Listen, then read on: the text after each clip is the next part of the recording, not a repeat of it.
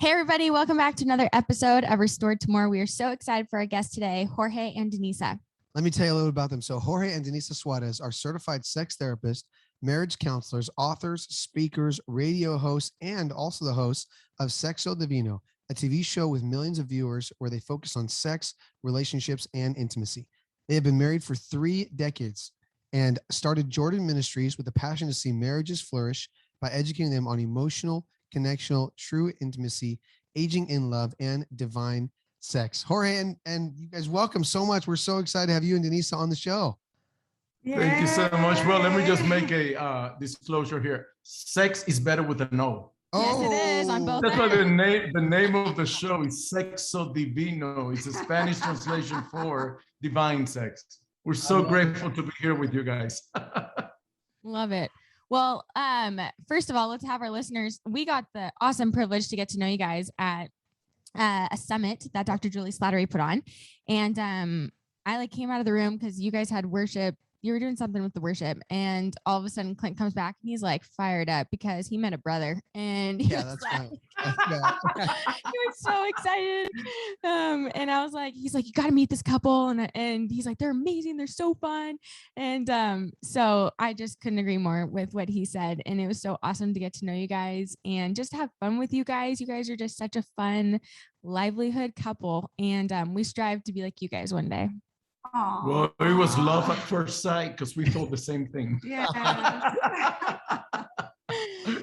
So great. Well, why don't we just start with our audience getting to know your guys' story a little bit, the backstory of your guys' marriage, and then what made you so passionate to do all the things that you guys are doing today?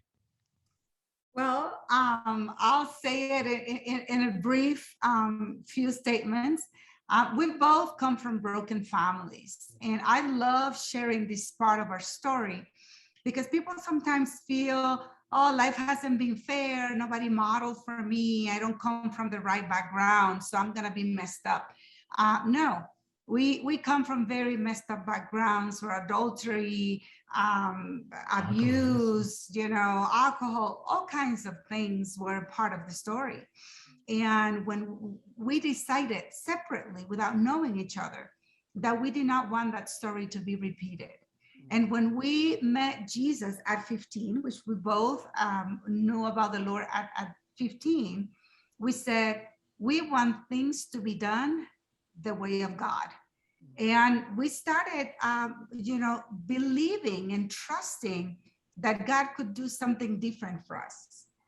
That's true. And actually on my side of the story, I remember struggling emotionally at home because my parents were, detached from one another. I did not see a healthy intimacy model at home.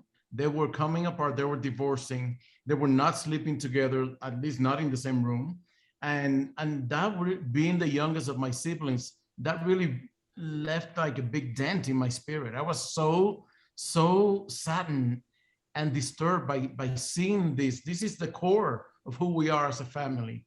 To go through that, actually, in the end, however, that's what led me to the Lord. Wow. I came to church seeking for that greater something that could take care of those emotional needs in me. And I was introduced to Jesus. And, so I don't know where you are. If you're listening to this episode, if you're here connecting, searching for some answers, God is always going to be the answer. He always has a way to turn things around for good. And that's what I saw. Out of this crisis, something beautiful. My life became connected with the source. And now look at us. Look what we're doing now. I think it's this beautiful story of redemption. If you're single and searching, if you're in a relationship, do not be afraid of people's past. Do not be afraid of the damage that is behind. You reach out to the Lord and He'll give you resources. We started reading books. I would leave little highlights and notes for Jorge to read because, of course, which guy wants to read about relationships? And here we are. God is a creator of brand new stories. I love that you guys were willing to have the conversation with God, Jorge. I mean, that's the first step, right? The first step is us saying, I have ideas about God. Maybe I know friends who have been in church who didn't really do a good job representing God, and yet you were just willing to go and say, well, let me have my own conversation with God and see what happens. And it sounds like he not only redeemed the brokenness, but then even is using it now to impact literally millions of people around the world. And I just think it's incredible to see. I think that God is he's a specialist at doing this kind of stuff. And we feel when we look at our own, resources and our own strength, we know that it's not of us. This has to come from a greater source. And that's why God is special.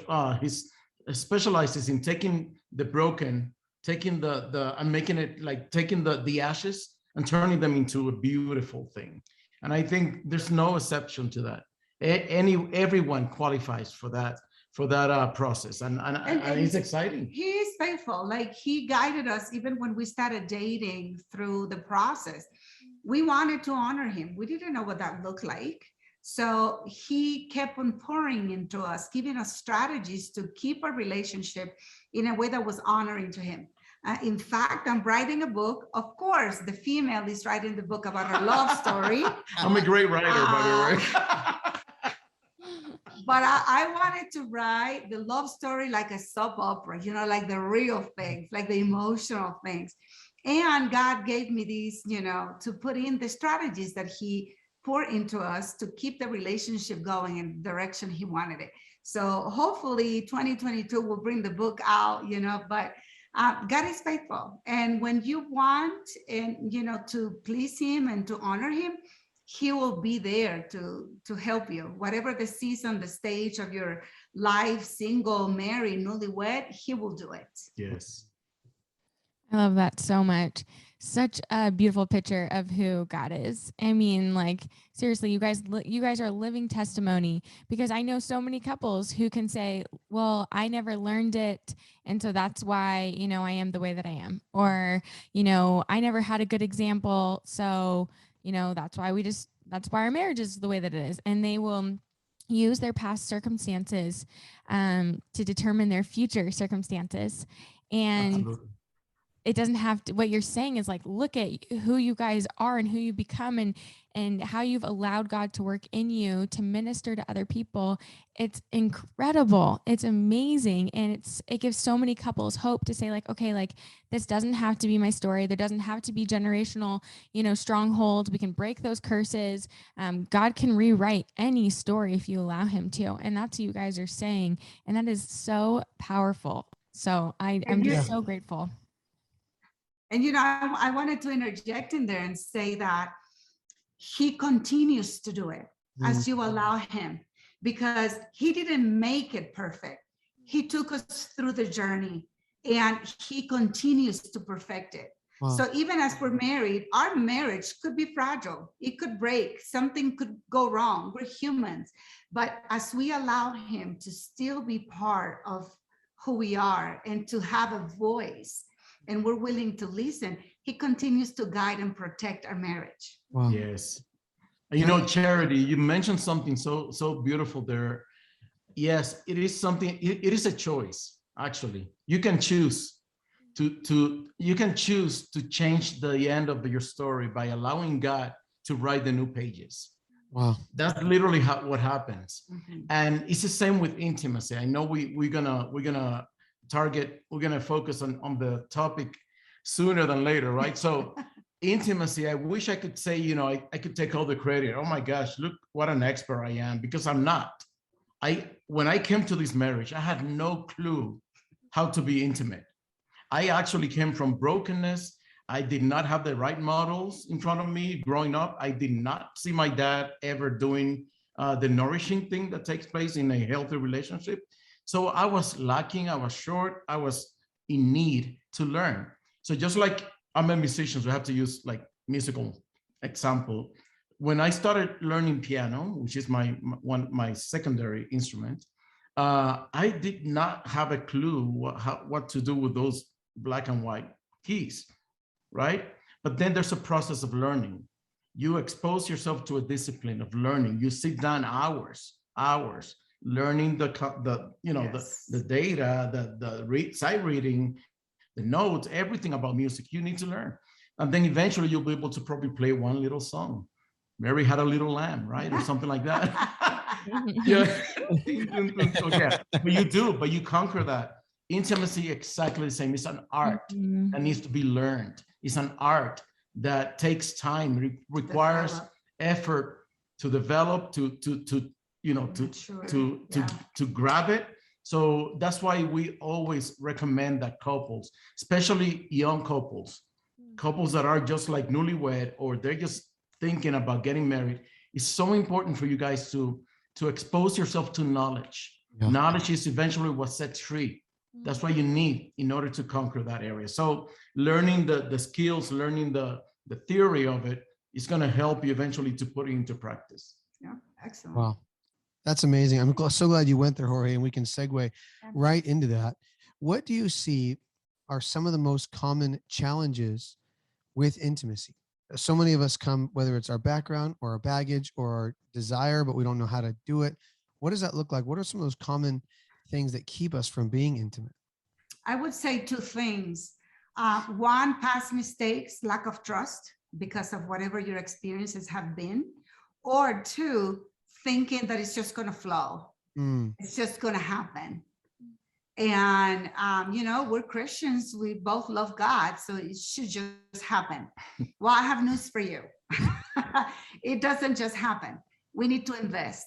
This marriage of 32 years has taken us going to a summit to sit down through learning, going to a conference to sit down to learn, reading a book that is not for our patients, but that is for ourselves, devoting the time to be alone and to grow.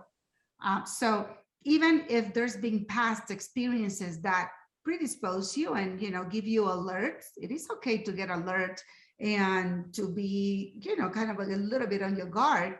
But eventually you need to start opening up and risking and taking risks, being vulnerable and transparent if you really want to connect at the deep levels that you want to. It doesn't just happen. So many times we get married and we have that lust, right? There's that luster of, there's not really true intimacy because we really don't know each other, but I'm attracted to Charity physically, or she's really fun to hang out with. And then, we do find that we both love Jesus, and that's great. And those are definitely some form of intimacy because I know that about her, but there hasn't really been a lot of struggle yet. There hasn't been a crisis. There hasn't been a challenge. And so I think a lot of young couples get married and all we have are the examples that movies provide for us. And so movies almost create this fake intimacy, right? Like they are just so in love, but they know nothing about each other. And so what I hear you saying is that we have to actually go, intimacy isn't just ever going to happen. We have to really work at it, and we have to learn how to communicate. And like you said, Jorge, for a lot of us guys, we didn't have parents that were emotionally available. So even doing that feels so uncomfortable. Can you just speak to that for a little bit? It's just being vulnerable. And that vulnerability, is required in 3 different areas. And I want you guys to hear me well, because these are like the essential areas of connection that you will ever need to explore and conquer in your relationship. It's number 1, the spirit, the emotional. You have to learn to connect emotionally with your partner, meaning getting to know the person, allowing yourself to be known by that person. You are in partnership. This is not a one-way street. This is a two-way street. So emotionally, vulnerability is so essential. Then there's the spiritual. We are created in, 3-dimensionally as well. We are, bodies, which is the we're going to talk about in the moment. We are souls, right? And then we have, our minds, our spirit, which is the spiritual side of the vulnerability needed. If you think about, well, let me complete that list, and then I'll give you a biblical example. I think it always helps. So then there's the emotional, number 1. Number 2, the spiritual, right? Connecting spiritually. And then 3rd is the physical, the sexual, the expression of what's inside, the expression of your health in your emotional and spiritual connection. The greatest sex happens when you are very acquainted with your partner emotionally and spiritually. Yep. You can go around that. You can tell me that I don't believe in that because we always, yeah, the best orgasm for sure. We always have a great sex. Yeah, but intimacy is not about the physical. And that's a misconception that we grow up with. We think it's about self-serving or self-gratifying. It's getting what I need from this, whatever. In the end, though, you probably had a great physical experience and you feel empty and not connected with your partner. Which is why younger couples don't see the issues until later. Because so far they got together and boom, it happened. But they didn't take care of the emotional wound. They didn't take care of the emotional disconnect that, we don't pray together. We don't allow each other to be in that, vulnerable space. So it is essential that you cultivate. Plus, if you look at God's plan, God reserved sex for the context of the covenant of marriage. While you're getting to know each other emotionally and spiritually, you're allowing the time to go by. You're focused on building that foundation so that the third element comes at the right timing. And how do we do that? Practical ways. Get to know the family. What are the issues of the broken family? How did they handle it at home? And how are you handling it now?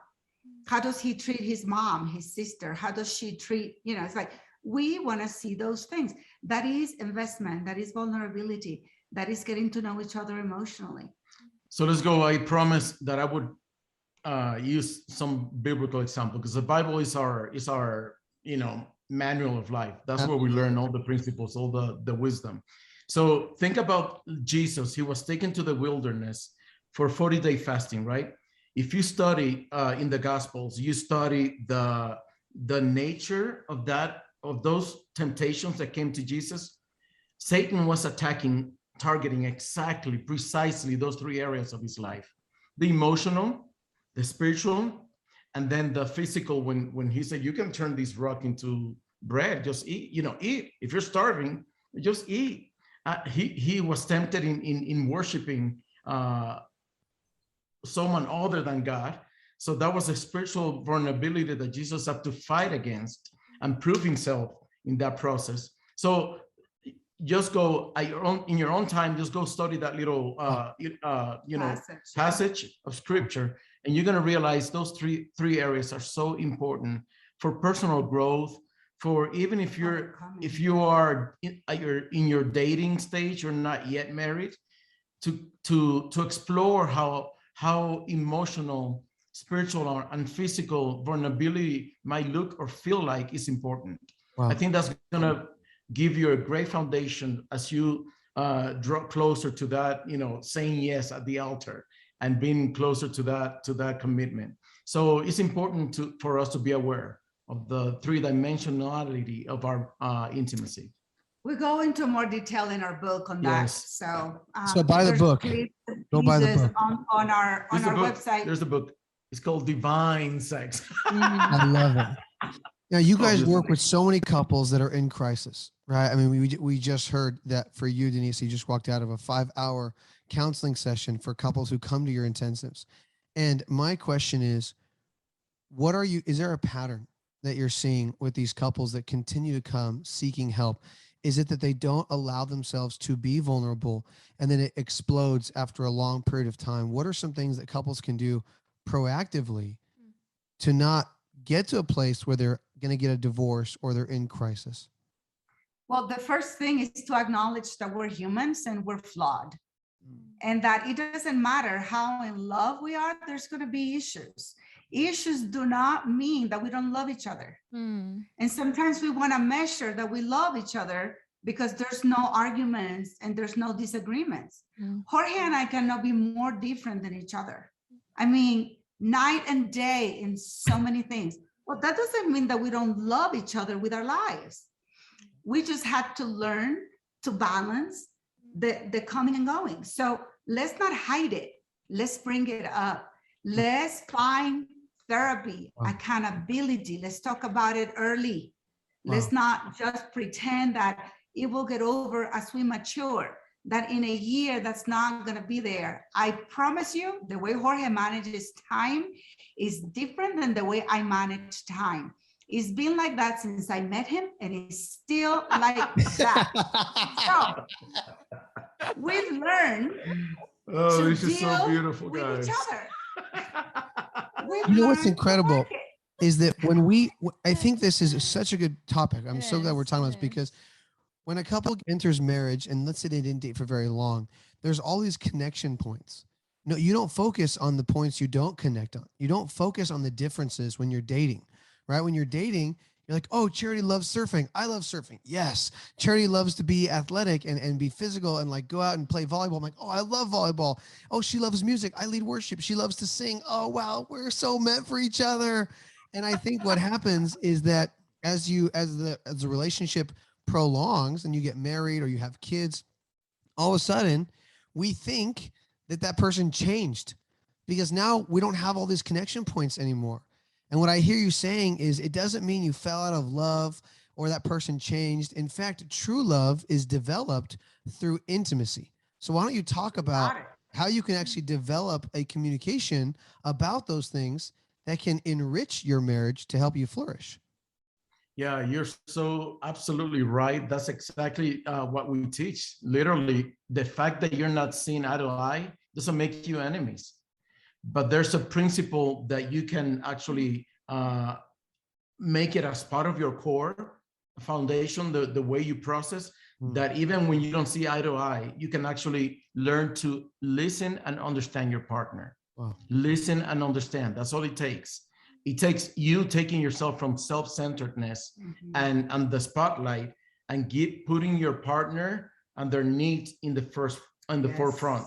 When you do that, then you are not only growing, becoming a better human, because listen, we are taught to speak, voice out, speak out your voice, share what you're thinking. That's what we learn in school. Yeah. But we're very not so well taught to actually sit and listen. That's why God gave us 2 ears and 1 mouth, because we're better at listening than speaking, so that we can grasp the content of the message. We miss out. Part of our therapy approach is, we call it the 3-day intensive clinic, the 3-day soulmate clinic. And that consists of, the couple comes here and depends on where we do it, Colorado Springs or whatever. We meet for 3 days. We disconnect from the world. We focus on the main issues. We even go through some mini workshops of communication, because we find that people do not know how to relate a message and receive it and know what to do after you receive the message, if you are indeed paying attention. So we're so distracted these days. And one of the things that people have the hardest time getting in those times that we're working is to learn to accept influence from their partners. Because we feel that if I let you influence me, I'm going to disappear. No, you're not that weak. Or you're going to change my mind. No, that's not the point. You're not that fragile. You're going to be you. But you need to learn to accept influence. And the same way that I say Jorge and I are very different with the time, I was very uptight. I'm very task oriented. I'm very production minded. And Jorge, I say to people, he taught me to smile. I learned to smile with him. Jorge is Mr. Relax, chill, enjoy life. Oh my gosh, life's too short. Let's venture. Let's try something. Well, he's, and I, we tease with this. He's my Aladdin, he's taking me on that, ride on the magic carpet. Say it again, baby. Say it again. Come on. He's showing me the world, literally. A whole new world. I love it. I'm definitely ready. You're ready to sing. What most people don't know is, what I don't even know is how many albums you actually have recorded out there, Jorge, and how your music, like, you were performing all over the world. Is that right? Even before you did all of this. Yeah, that's where it all started, man. And you let go of that dream because you saw the impact that this calling would have on other people. That is incredible in and of itself. I love that. I love what you're saying, because Chair and I just talked about this. Like, we were doing just, hey, what I appreciate about you and what you appreciate about me yesterday. And I was saying, I really appreciate how you let me influence you. and how there's many times where I feel like God is taking our family over here, or he wants to show us this revelation, and Charity listens so well, and she lets me lead our family in that. And that doesn't come naturally. I know Charity is very strong. She was raised in a setting where she had to take care of herself a lot of times. And that's what I hear you saying too, Denise, is like it's okay to be influenced by your partner. It doesn't mean you're going to lose yourself. And what's the whole purpose? Isn't it so that we look more like Christ in the long run? And I think that's what you're talking about. The covenant and our relationship to Christ in the bond of marriage is even greater than me. Actually, the Bible says that there's greater wisdom in counsel. So when you hear another person with, another set of eyes, another set of ears, another set of mind, a brain that is working also, you're going to be richer in the end. Wow. The decisions made are going to be so much better because you're going to have a better understanding and perception of where you're headed. That's why God merges two lives together and make them one, so that oneness is where his glory is manifested the greatest. Yeah. So we need to learn the principle. It's all about living out of principles, not emotions. And part of why it's hard is because it requires humility, because sometimes you've got to acknowledge, this is actually a better idea or a more timely solution. It's not necessarily right or wrong. And it requires identity, knowing who you are and being secure that the fact that your idea is not the one, or that what you want is not what's happening, doesn't erase you. You're still a contributor, you're still part of it. And not be afraid of that. I feel that, that's part of what we need to learn. And if you're single, developing your identity, knowing who you are, practicing humility, listening to others, speak into your life and considering those things in honesty is key into preparing for a good, solid relationship. So God saw the need and he offered the greatest opportunity for every human who wants to learn the Christian principle of dying to self. And every conference we speak at, everywhere we go, I like to be reminded of this and remind people of this. So he said, you know what? What am I going to do to remind these people the principle? I'm going to let them marry. I'm going to let them get married. The moment you get married is the moment you start the process of dying to self. Wow. Because you can ask Paul about this, Apostle Paul. He can tell you, for I no longer live. It's just Galatians 2:20, so vivid of an experience. When you experience the death of the crucifixion in your own life, then you're going to give life to your partner. And I hope there's somebody out there listening to this. The more you die to self, the more life you are imparting to your partner, and the more life your marriage is eventually going to have. Wow. So good. Can I ask you a question, Ori? Let's talk about that for a minute, because what I have found is that even as hard as I try to be a great husband, I feel that when I'm doing it in my own power, I consistently fail. So maybe there's a husband out there or a wife out there who's going, listen, man, I'm trying. And maybe they're white knuckling it, right? They're just trying so hard. They're reading the books, but there's something missing. How do we allow the Spirit of God to enter our heart in a way that allows us to be the spouse that we need to be for our significant other? That is excellent question, because there are two things that we typically see that happen when you're trying to do it in your own strength. Number one, you can become codependent and disappear, lose your voice in dying for the other, doing it in their own healthy way.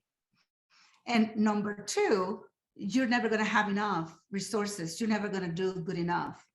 But when you go to the Lord, and that's why it is important that we have a relationship that is active, that is regular. When you go to the Lord and you ask him, how do I handle these? What do I say for these? How do I show godliness? He is gonna, the Bible says, ask for wisdom. He's gonna give it to you like by the buckets. That's my translation. Danisa, that was Danisa 3:23. No, to be real. But when you ask him with sincerity, I want to be that person. he will give you the right words, he will give you the right attitude, he will give you the right strategy. And you will not lose yourself in a codependent way of people pleasing, but you're going to become someone that is investing and imparting in the life of their partner. And there's a big difference in those two things. And the two shall become one. That's the process. Yeah. It was established from the very beginning. Guys, we need to do a conference. We need to do a conference. Yes, we're in. The next one you have, just invite us and we'll come out for sure. We're so in. Oh my gosh. Okay, can you guys give us some tips, or some tools, just to practical ways to build intimacy? If somebody were to be like, hey, I want to build intimacy with my spouse, what are some practical things that they could implement starting today? Yeah. I can think of one real quickly here. Learning to share emotions is important. And there's a little exercise that you can just, make it practical. Find 3-5 minutes a day and just take the time to go over an emotion, a feeling that you experienced today. Make it something real. And then you're going to start by sharing that feeling with your partner. You're going to say, today I felt, could be positive or negative, doesn't matter. Don't make it about the relationship, because we're trying to improve and not to get stuck in the emotions of the relationship. Make it about a personal experience. And then you can share, so I feel strong today. I'm having a great day. I feel strong. I feel encouraged. And then you can take it back to a story of your childhood or the past. I remember feeling this way after my teacher, complimented me for doing a great job. I was so encouraged. This does is it opens a conversation and an opportunity for your partner to get to know you a little better. Like maybe she didn't know that you are responding to encouraging words, to affirming words. Maybe she just needed to be reminded.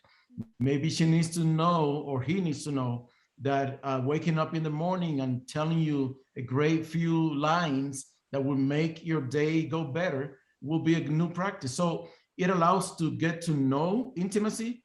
Bottom line, it's very simple. Intimacy is to know you better and to get to know me, to be known better. That's it. I want to know you better, and I want you to know me better. Another simple tip is always acknowledge each other at the beginning and at the end of the day, and as much as you can in between the day when you go separate ways. Like wake up, don't let your day start without acknowledging the presence. You know how many people long to have someone to wake up next to, and you have that blessing.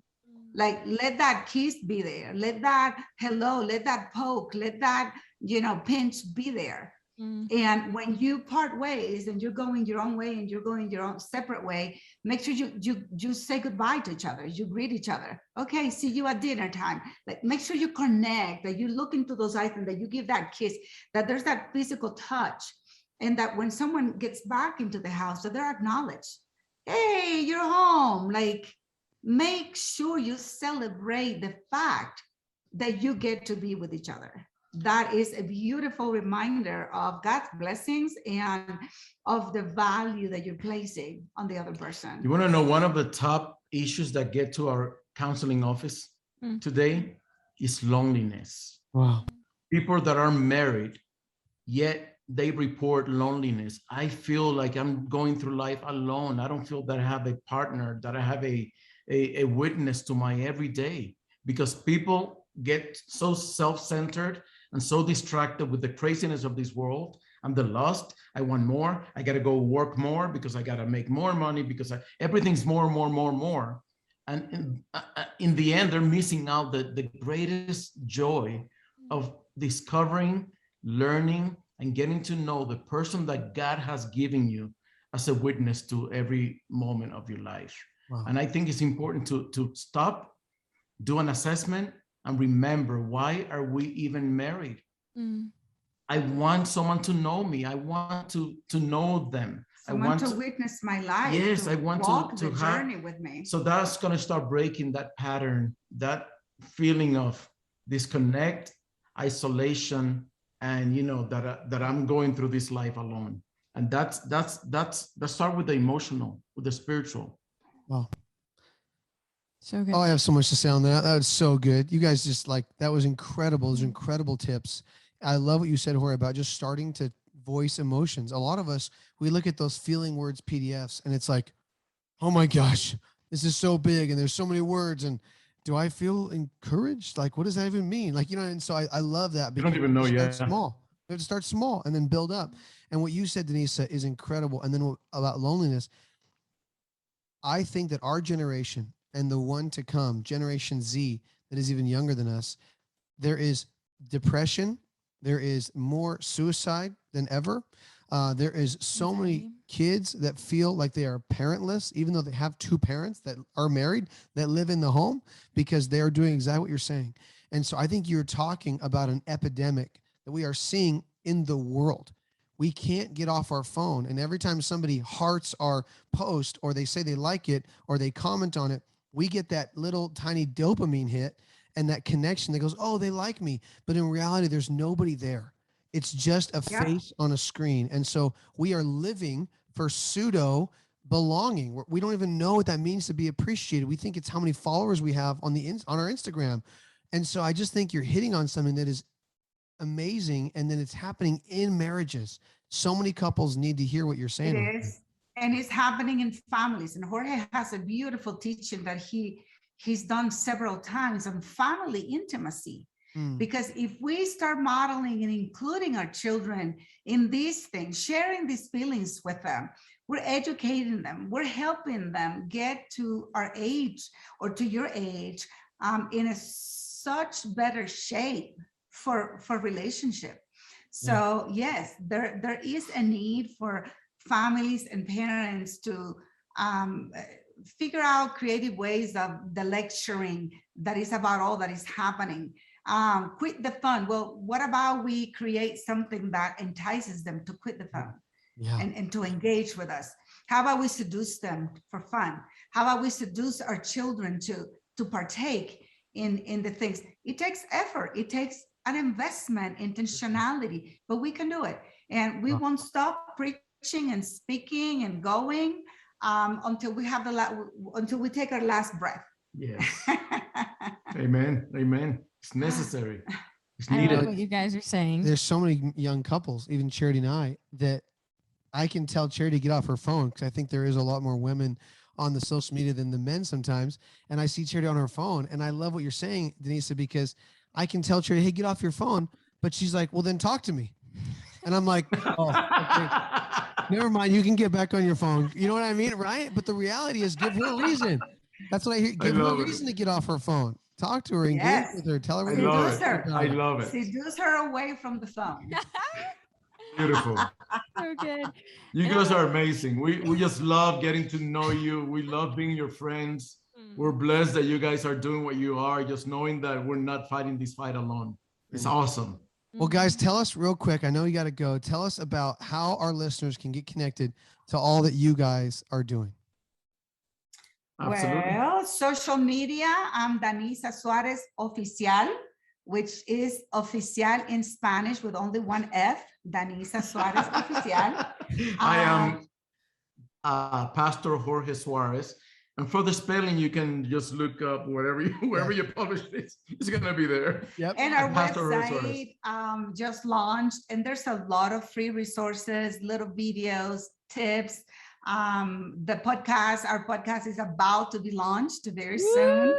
Our book is there, some e-courses on codependency, on intimacy, on sexuality. So just go to the website, ccicounseling.com and eat.